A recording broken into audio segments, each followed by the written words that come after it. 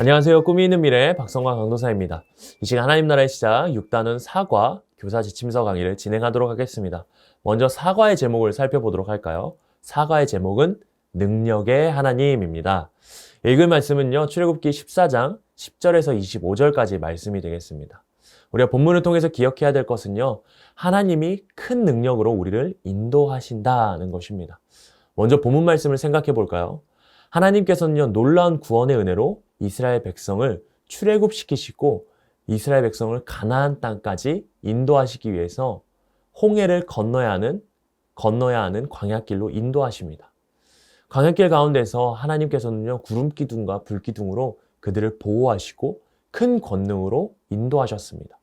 이는 하나님께서 이스라엘 백성과 함께 하신다는 것을 상징하는 것이면서 이스라엘 백성의 가나안 여정은 하나님의 인도하심으로 이루어질 수 있다는 것을 알려줍니다.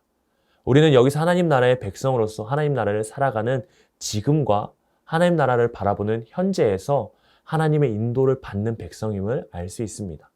홍해를 건너야 하는 광야길로 인도함 받은 이스라엘 백성은 그곳에서 하나님이 의도하신 계획을 경험하게 됩니다. 뒤로는 애굽 왕의 그 군대들이 추적해오는 상황 가운데서 하나님께서 크신 능력으로 이스라엘 백성들을 인도하십니다. 애굽 왕과 수많은 군대가 뒤쫓아오는 상황에서 이스라엘 백성은 두려워하며 하나님께 부르짖었습니다. 지금까지 하나님이 함께 하심을 보아왔지만 이스라엘 백성은 불평과 절망하는 상황에 이르게 됩니다.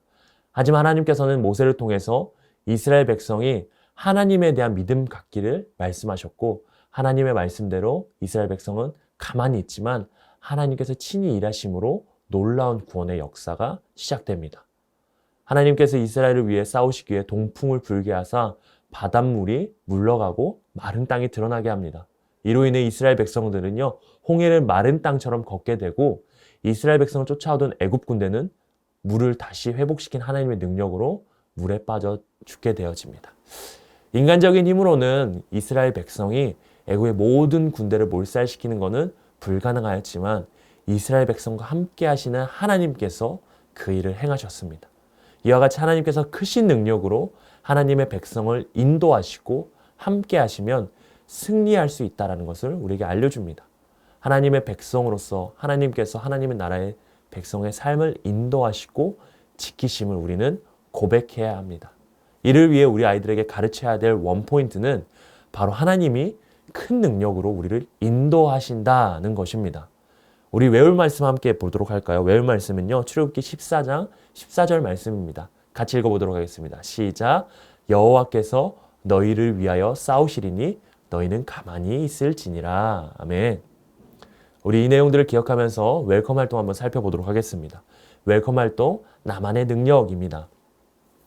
내가 가진 특별한 능력을 우리 친구들에게 자랑해보고 이야기해보는 시간을 가지도록 하겠습니다.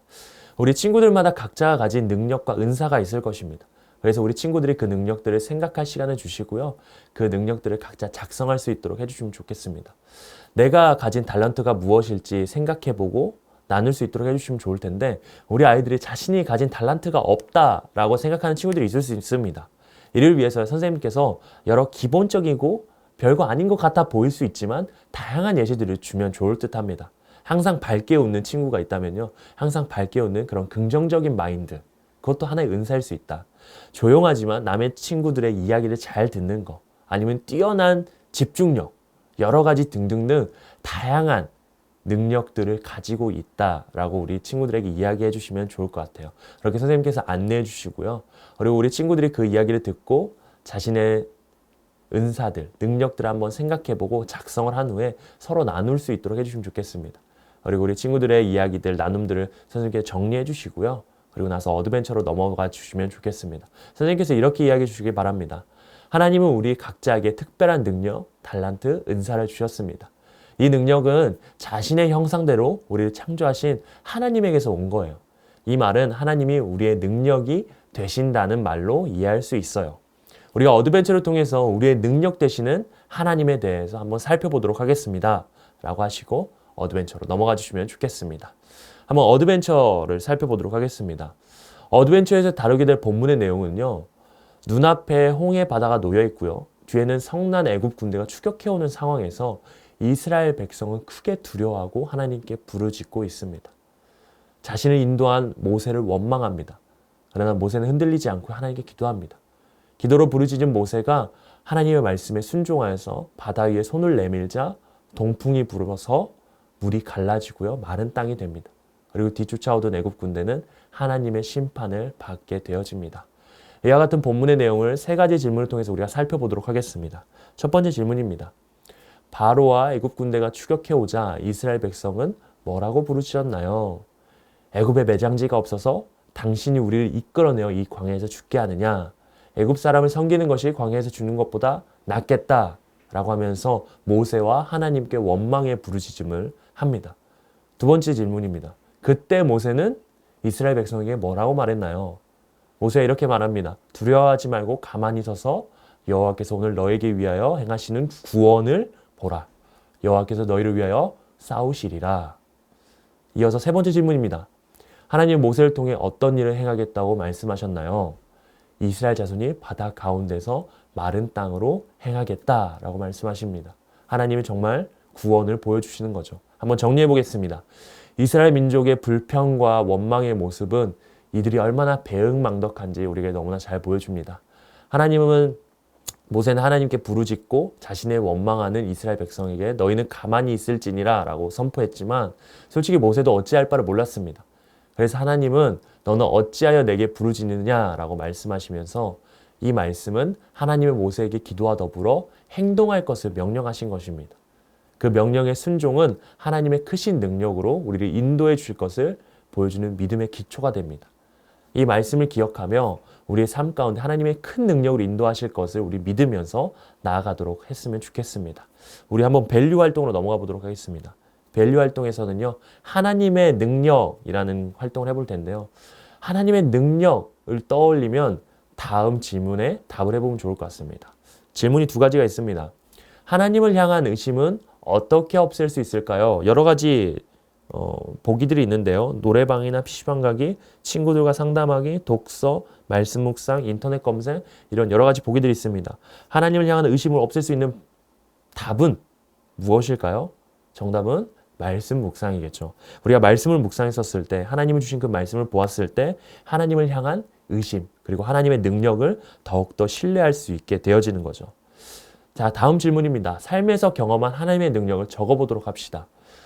우리 친구들이 삶 가운데서 하나님의 능력을 경험한 것이 있다면 한번 적어보고 나누도록 해주시면 좋을 것 같아요.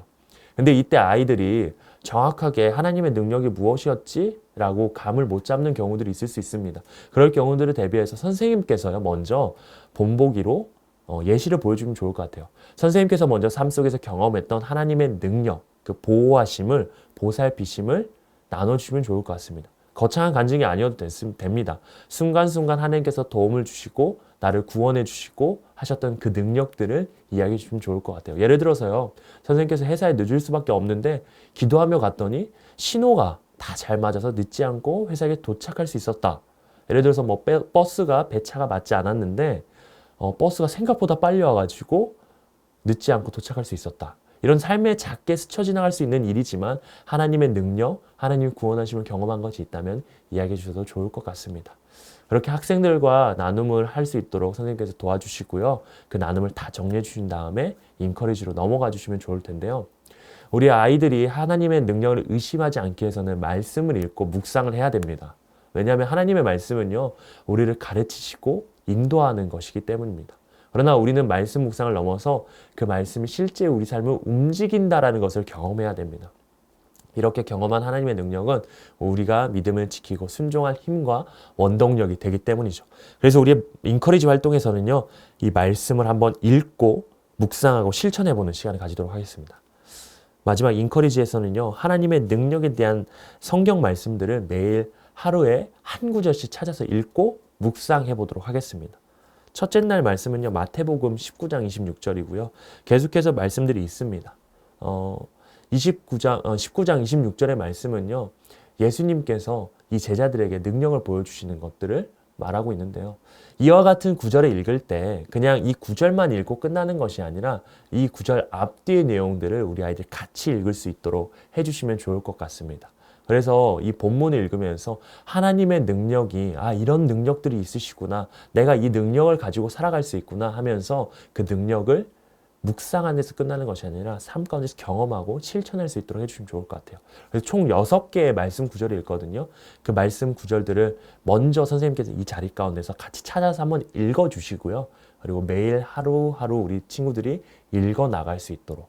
그리고 더 좋은 방법은요. 읽으면서 우리 아이들이 쓰고 그것들을 가지고 다니면 더 좋을 것 같습니다. 그래서 그 능력들을, 말씀의 능력을 가지고 살아가면서 그 말씀의 능력을 경험할 수 있도록 안내해 주시고 가이드해 주시면 좋을 것 같습니다. 오늘 우리 말씀을 통해서 하나님의 큰 능력을 다시 할게요. 오늘 우리는 하나님의 큰 능력으로 인도하심을 받는다는 것을 배웠습니다. 하나님의 큰 능력을 우리 삶 속에서 우리 친구들이 말씀을 통해 경험할 수 있도록 우리 선생님께서 인도해 주시면 좋겠습니다. 그리고 더 나아가서 선생님들 역시 한 주 동안 하나님의 크신 능력을 경험할 수 있길 소망합니다. 이상으로 사과 교사 지침서 강의를 마치도록 하겠습니다. 감사합니다.